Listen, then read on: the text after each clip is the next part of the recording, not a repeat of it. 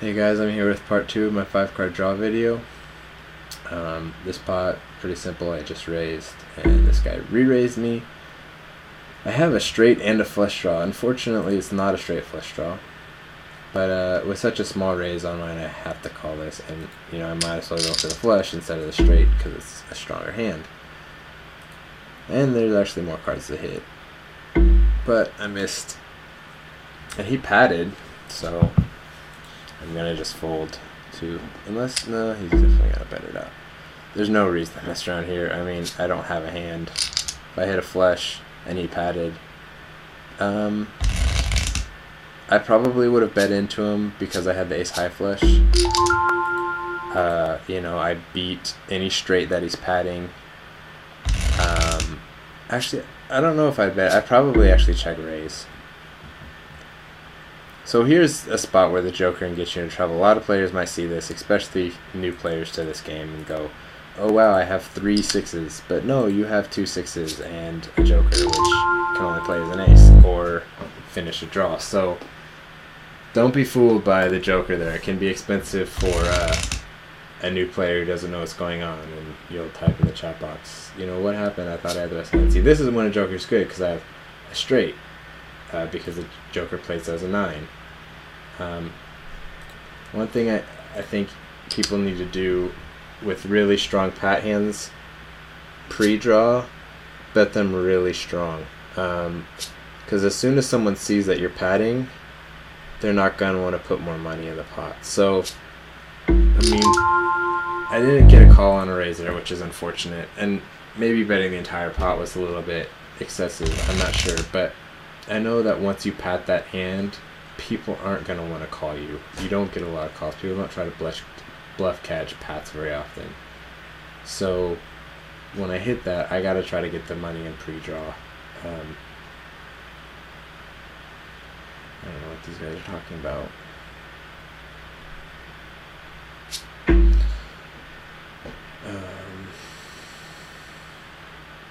Yeah, this hand's just garbage.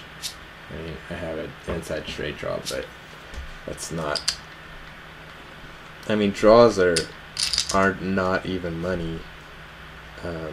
If you can't make anything on the post draw after you hit it, you're losing money by calling with draws and playing draws. So you gotta be a little careful because of that. So here's a spot where the joker also comes in handy because it can also play as an ace. So I have a pair of aces here, which is a pretty strong hand. This guy just likes to raise me. This one I would be much more likely to fold.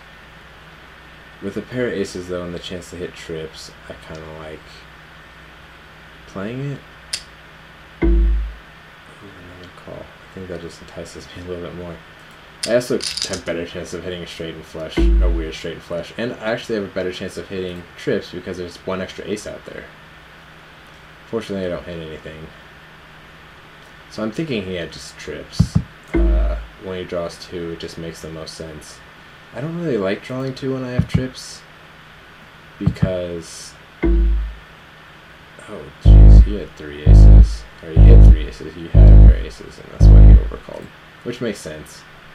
And he hit 1 ace, and if I hit my 1 ace, I would have won. I'm gonna see what that guy had. I think he had trips because he drew 2 and made a really strong play pre-flop, and that's makes perfect sense that he had trips. He had 3 queens, which is a really strong hand. I actually really kind of like drawing 1 with trips because drawing 2 looks kind of obvious when you make that strong of a play pre-flop. Now, why did I call that? I should have just folded. I don't know why I called. I wasn't thinking about what I was talking about. Anyways, I have no hand. That was a 25-cent mistake. At least it's only 25 cents. But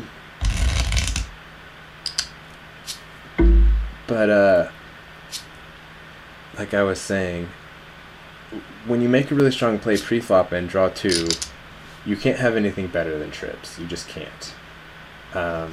Unless you unless you hit a full house, which is pretty unlikely, or 4 of a kind.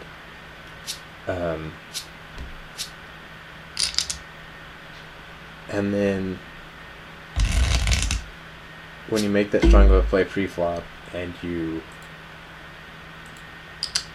draw 2, it just looks so much like trips. They know exactly what you have, so they know how to play against you post-draw. When you draw 1, you know, people are probably often going to put you on 2-pair, and if they don't put, you know, and then there's also the case of you maybe having a draw and playing it really fast, or maybe even just a strong draw, you know, because it just, and so people are more likely gonna reluctantly call you, thinking, you know, he might have just missed his draw and I have to pay him off to make sure he's not bluffing me, or, you know, they might hit their own 2-pair or a pretty strong 2-pair and you'll get paid off by that instead of them knowing you have trips and they have 2 pairs, so they're just going to fold it. Gives them a much tougher call. And then the other thing is, drawing 1 doesn't really hurt you much, because after you draw the first card, you know, if you don't hit quads, you know, if you don't hit quads with that first card, you have the same chances of hitting a full house as if you know, if you draw another one. I'm saying that really poorly, but basically what I mean is, against 2 players, I'm going to try to go for the gut shot. And then I was going to check raise with my position. Sorry, I was explaining this really badly, but you don't really lose much equity by only drawing 1 instead of drawing 2 when you have trips. The reason is because I should have just gone for my ace. Is because really the only way you can improve more is by hitting a full house or quads. And you don't diminish your chance of hitting a full house at all by drawing only 1 instead of 2. You only diminish your odds of hitting quads. And really, if you have a full house or quads, you beat a straight or a flush anyways with both of them. The only time hitting quads is going to benefit you more than hitting a full house. I feel like I want to find a 3-bet one of these guys or something, but no. So if you're up against another full house or something, that's the only reason you really want quads over a full house, or if you're going to hit a bad full house or something like that.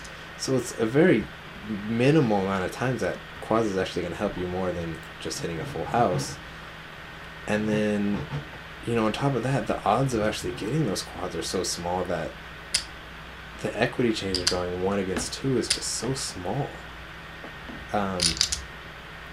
It's like keeping an ace when you're, like, let's say I had an ace, or no, not here actually, but if you have like a pair and you're drawing 3, a lot of people will have, and you have an ace and you're getting rid of one of your aces, a lot of people will, so he's drawing 2. This guy's changed, so it's not the same guy anymore. But drawing 2 is a weird play there, so I'm just going to check it.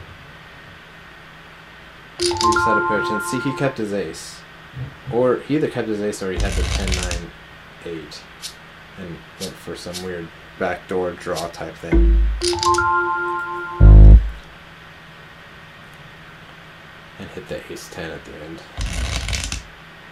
Anyways, I'm getting really long-winded with this drawing 2 instead of 1 with trips. I'm just going to stop. I hope I made my point. If I haven't by now, I need to get better at speaking and getting to my point. So, pair of 6s. It looks better than it is. It's just a pair of 6s, which isn't very good.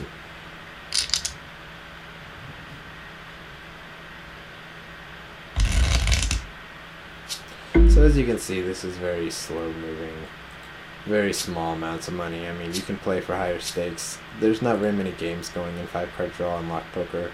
Also, lock poker, I think, is the only place Americans can currently play 5-card draw, or I guess the Merge Network.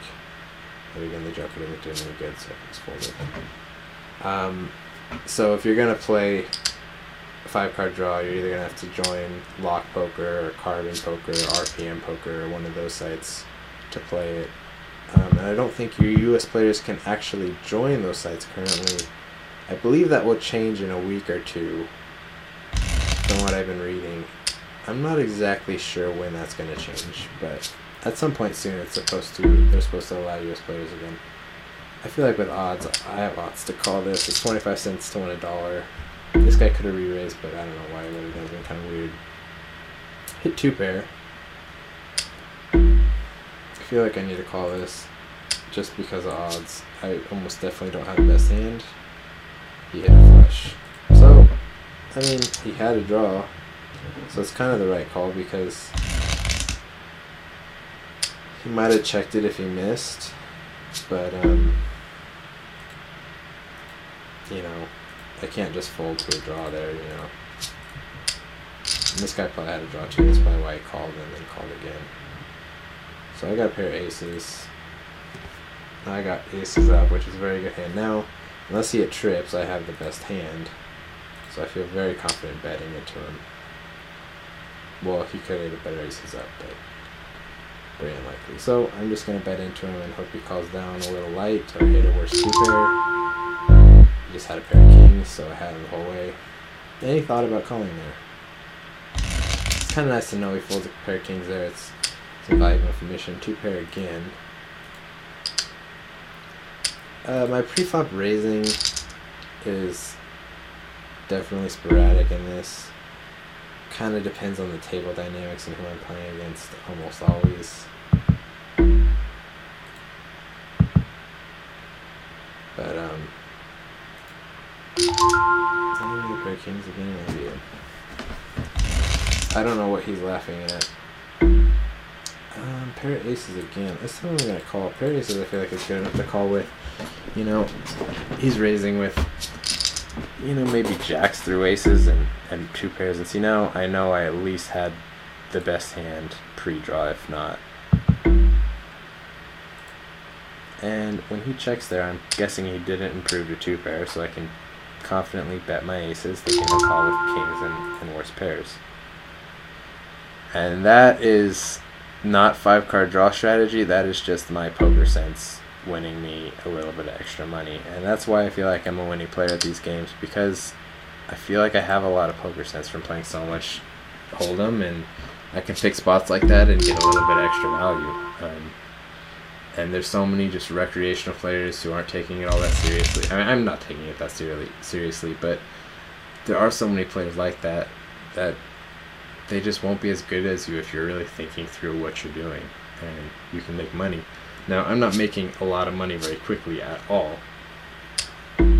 but I am winning and I'm enjoying what I'm doing. And, you know, for some players, if they can get good at 5-card draw, you know, there can be some decently sized games that you can play at some point. So I'm going for the draw, and I hit the wheel.